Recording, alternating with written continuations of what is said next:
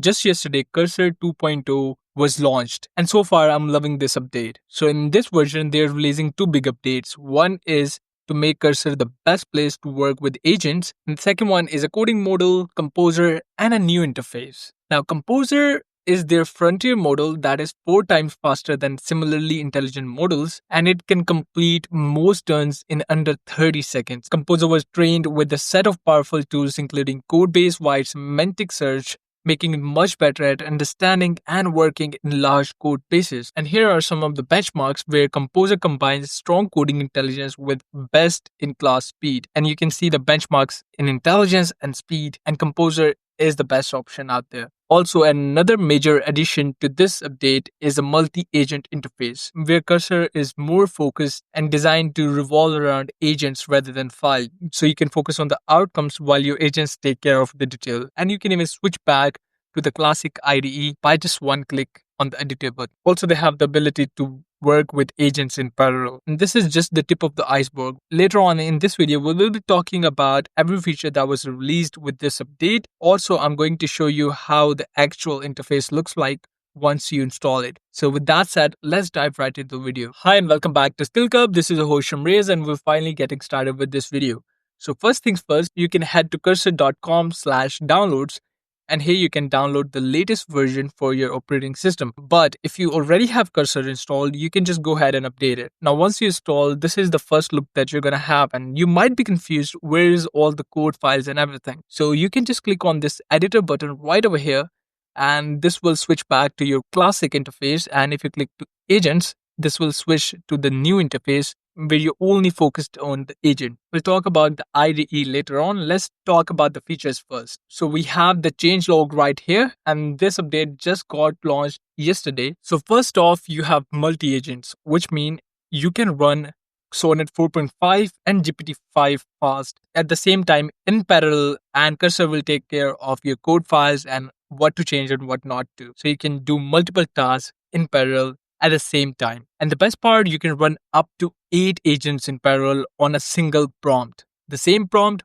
but different agents are working on it. The next cool feature is Composer itself, which is their first agentic coding model and is their frontier model that is 4 times faster than similarly intelligent models. Another feature that is really cool about this update is that they launched this in beta 1.7, where you have an embedded browser in the editor, including powerful new tools to select elements and forward DOM information to the agent, which is kind of really helpful for web devs. Then they have improved code review, which means it's now easier to view all changes from agent across multiple files without needing to jump between individual files. And with this update, they also launched a sandboxed terminal, which means that shell commands will automatically run in a sandbox with read-write access to your workspace and no internet access, which means it is more safer and secure. We also get voice mode inside Cursor now, where you can control your agent with your voice using built-in speech-to-text conversion. And there are plenty of other minor feature updates,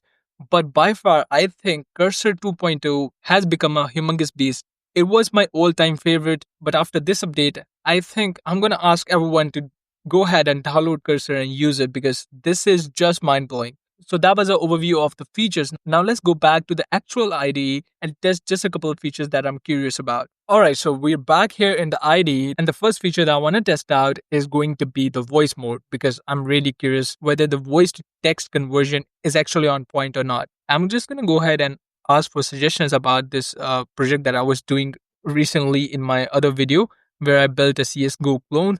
If you haven't watched that video, you can go ahead and do that. So I'm just going to go ahead and ask Cursor to plan out some suggestions and enhancements for it. Hey Cursor, I want you to give me suggestions of how to enhance this CSGO clone. There you go. Hey Cursor, I want you to give me suggestions of how to enhance the CSGO clone. Okay, the voice mode is working completely fine. Now another thing that I want to try out is going to be the browser. So I'm just going to go ahead and try to open up browser inside Cursor. There you go. We have a browser right here, and I can enter a URL if I wanted to. Let's say I want to go to YouTube. So we have YouTube right here. So we have a browser inside our IDE. This is really cool. I can go ahead and go with element selection right here.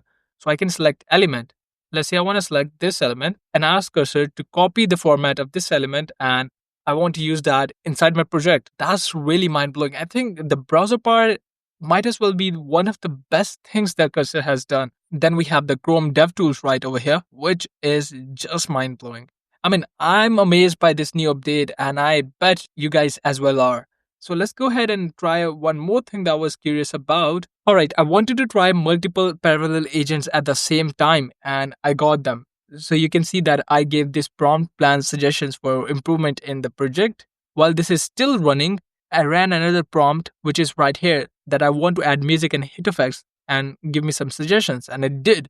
So this means that the parallel agent feature is working as well. Alright, so we have already tested out agents working in parallel. Now I want to try out the multi-agent feature. We're going to use the same prompt, and we're going to use the Composer 1 model, the GPT-5 codecs, and Claude 4.5 Sonnet. And whenever you want to use multi-agent, you just have to click on this little 3x right here, which is usually 1x, which means that it's going to use the Composer model right here. And if you go 2x is going to use the GPT-5 codecs, and you can switch this model as well. And on the third one is going to use the Claude 4.5 Sonnet, adding a really simple prompt right here. And notice one thing, you must have a Git tree for your project, otherwise this will not work. So what I'm going to be doing is I'm just going to plan out future enhancements and enrichments for this Shooter X game. Alright, so as you can see, we cannot use Composer 1 or other models in the free tier, which means we will not be able to test out the multi-agent with the free plan. So I will be making another video where I'm going to show you